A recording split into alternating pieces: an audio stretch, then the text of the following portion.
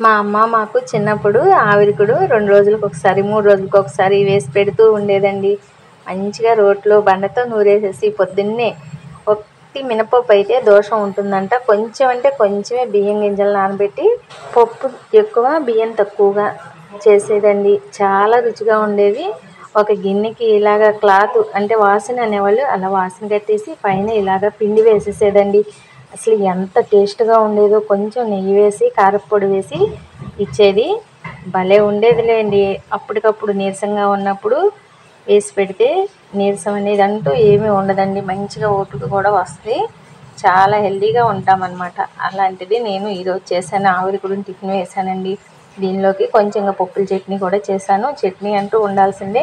Tiffin చేయకపోయినా ఊరుకుంటారు, కానీ టిఫిన్లోకి చట్నీ చేయకపోతే అస్సలు ఊరుకోరు. చట్నీ కూడా మిక్సీ పట్టేశాను.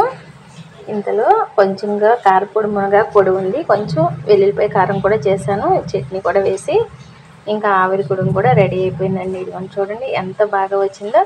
చాలా అంటే చాలా రుచిగా ఉందండి.